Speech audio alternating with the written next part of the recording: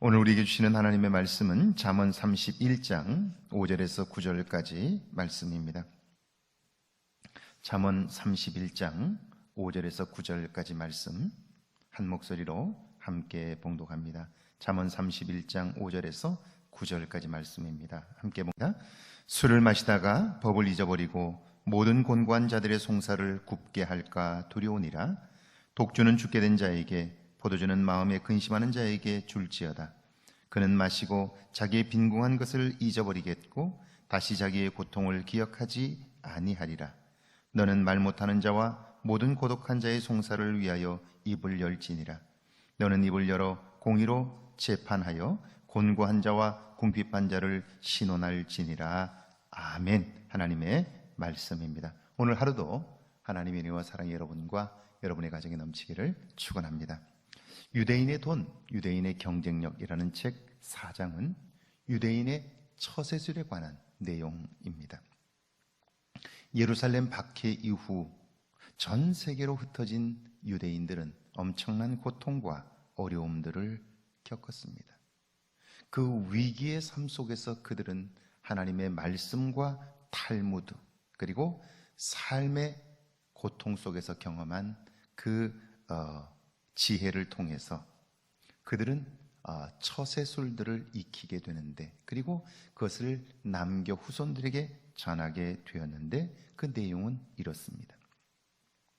생존의 비결, 위협과 고통 중에서 그들이 살아남을 수 있는 비결은 협력과 관용이라는 거예요. 서로 힘을 합치는 것, 그리고 끊임없이 나와 다른 것을 받아들이는 것, 그것이 생존의 비결이라고 말합니다. 적도 친구로 삼는 것, 이게 관용이죠. 그렇게 해야 하는 이유가 뭐냐면 그것은 절대적으로 강한 것도 절대적으로 약한 것도 없기 때문이라고 말합니다. 그들은 또 남을 돕는 데 익숙해져야 한다고 말하고요, 성실하고 발전적인 인간관계를 이루어야 한다, 그렇게 말합니다. 그뿐 아니라 그들은 미소는 가치를 매길 수 없는 귀한 보물이라고 말합니다. 남을 칭찬할 줄 알아야 하며 말을 삼가고 상대방을 배려해야 한다, 그렇게 말합니다. 친구의 성공을 진심으로 축하하고 남의 말을 경청해야 한다는 거예요. 잘못을 솔직히 시인하고 책임을 지려고 하며 가난한 사람도 얕보아서는 안 된다. 이것이 2000년 동안 유대인들이 세계에 흩어져 어려움과 고통 속에서 경험한 삶을 대처하는 태도입니다. 성경을 통해서, 탈무드를 통해서, 그리고 어렵고 힘겨운 상황 속에서 그들이 몸에 익힌 이 처세에 관한 지혜가 그들로 하여금 오늘 세계의 중심에 서게 하고요, 세계를 이끌어가게 했다라고 하는 것입니다. 자, 왕에게 있어서도 마찬가지입니다. 정치를 잘하는 것만큼이나 중요한 것이 교훈을 남겨 오랫동안 왕권을 유지하는 것입니다.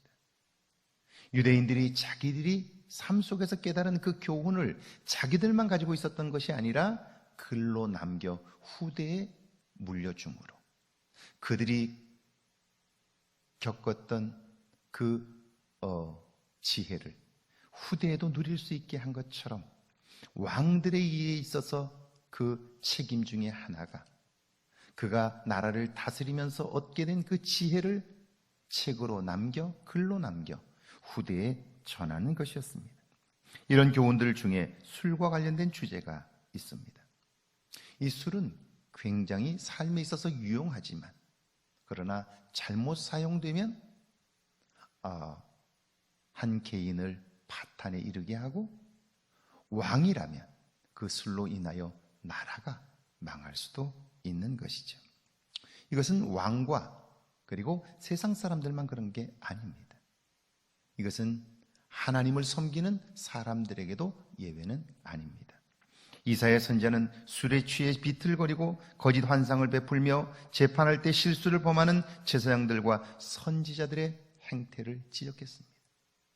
하나님의 사람이라고 하나, 말씀을 따라 살아야 한다고 하나, 그럼에도 불구하고 술을 즐겨함으로 잘못된 삶을 살았던 사람들에 관한 날카로운 지적을 이사야 선지자가 하고 있는 것이죠. 술은 우리의 판단을 흐리게 합니다. 이런 판단을 하는 사람이 한 나라의 왕이라면, 지도자라면 그 잘못된 판단은 한 나라를 어렵게 만들고 그가 속한 모임들을 위기에 몰아넣을 수 있죠. 그러므로 왕에게 있어 술은 멀리해야 하는 것이죠. 독주는 죽게 된 자의 마지막 수단으로 내어주라. 포도주는 근심과 걱정거리가 있는 자에게 유용하다. 왕은 결코 술을 쾌락의 수단으로 삼아서는 안 된다 하는 교훈입니다. 8절에 보면 너는 말 못하는 자와 모든 고독한 자의 송사를 위하여 입을 열라 그렇게 말합니다. 왕 곁에는 항상 왕의 말을 절대적으로 지지하는 사람들이 있습니다. 왕이 이런 때에 자기가 듣기 싫어하는 말을 하지 못하도록 만든다면 궁궐 안에는 그를 따르는 자들, 그의 말에 그냥 맹목적으로 순종하는 사람들만 가득하게 됩니다. 그렇게 되면 왕은 자신의 생각 너머에서 이루어지는 일들을 알 수 없습니다.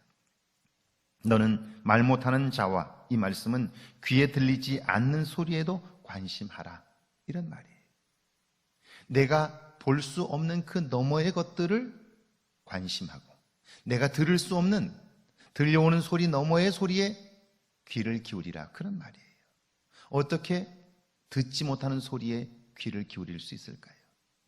나와 다른 생각을 가진 사람들의 말, 거기에도 귀를 열라, 그런 말이죠. 그리고 고독한 자의 송사를 위해 입을 열라는 말씀도 힘없는 자의 도움이 되어주라, 그렇게 말씀하고 있는 거예요. 너는 입을 열어 공의로 재판하여 곤고한 자와 궁핍한 자를 신원할지니라, 그래요. 재판에 임할 때는 반드시 공의, 즉 관계나 신분, 그 어떤 것의 판단을 받지 않도록, 영향이 미치지 않도록 해야 한다는 것이죠. 힘이 없고 도움을 얻을 수 없는 자의 억울한 문제도 반드시 해결해 주라, 그렇게 이야기하고 있습니다. 법과 관련된 그러므로 중요한 전제들이 있어요.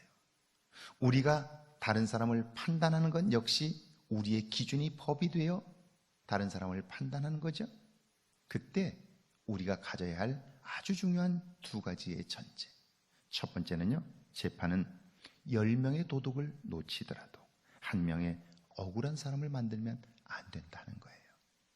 다시 말하면 내가 누군가를 판단할 때에 그 판단이 잘못될 수 있다는 사실을 기억함으로, 내가 혹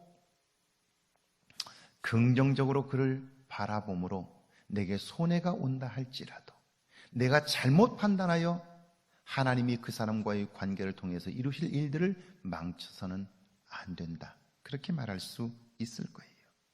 억울한 사람을 만들면 안 된다. 잘못 판단함으로 하나님의 일을 그르쳐서는 안 된다 하는 것이죠. 두 번째는요, 재판은 심판보다 회복에 무게중심이 있어야 한다는 거예요. 왜 성경이 우리가 다른 사람을 판단하지 말라고 말할까요? 이유는 하나님은 그 사람을 심판함에 목적이 있는 것이 아니라 그 사람을 회복함에 목적이 있기 때문이죠. 그런데 우리가 판단을 하게 되면 우리는 그 사람과의 관계를 단절하고 그를 내 삶에서 몰아내게 돼요. 그것은 하나님께서 우리를 심판하는 목적이 아니에요. 하나님의 심판은 회복의 방점이 찍혀 있다는 사실, 여기에 우리가 관심해야 하는 거죠. 만약 하나님께서 심판의 목적을 두었다면 하나님 앞에 설 수 있는 사람은 아무도 없는 거예요. 하나님은 심판이 아니라 회복에 관심을 가지고 있기에 하나님의 자녀된 우리들 역시 누군가를 판단하는 것이 아니라, 그래서 관계를 깨고 내게서 그를 몰아내는 것이 아니라 그의 회복을 위하여, 그의 새로운 삶을 위하여 우리가 관심하고 그리고 기도해야 하는 것이죠. 오늘 말씀 중에 우리가 기억해야 할 것들이 있지요. 가장 중요한 것은 술에 마음을 주면 술이 우리의 삶을 무너뜨릴 수 있다는 거예요. 그리고 외모나 형편이나 처지를 보고 판단하면 우리의 판단은 틀릴 수밖에 없다는 사실을 성경은 말씀하고 있는 거예요. 하나님이 우리가 죄인 되었을 때 우리를 용납하신 것처럼 우리도 우리의 눈에 차지 않는 사람들을 볼 때 그를 어떻게 도울 수 있는가를 관심하며 살아 그와의 관계를 통한 하나님의 계획하신 일들을 이루는 오늘 하루가 되기를 주의 이름으로 축원합니다. 우리 두 가지 제목으로 함께 기도합니다. 내 귀에 들리지 않는 소리에 관심하며 살게 해달라고요. 내 안에 하나님의 법을 세우며 삶의 기준 삼게 해달라고요. 함께 기도합니다. 하나님, 이 땅을 사는 동안 내 귀에 들리지 않는 소리에 관심하며 살게 하옵소서. 내 안에 하나님의 법을 세우게 하시고 그것으로 삶의 기준을 삼게 하옵소서. 유대인들은 2000년 동안 전 세계에 흩어져 고통을 받았으나 그 중에 하나님의 말씀과 탈무드를 통하여 또한 삶에서 배운 지혜를 통하여 하나님 참으로 이 땅을 아름답게 살아가는 삶들을 터득하고 후대에 남겨준 것처럼 우리의 삶에도 이런 지혜가 있게 하셔서 그 지혜가 우리의 후대에 전해질 수 있도록 은혜를 베풀어 주옵소서. 오늘 하루도 하나님 주는 지혜 안에서 아름다운 관계를 이루게 하시고 하나님의 뜻을 이루게 하옵소서. 예수님의 이름으로 기도하옵나이다. 아멘.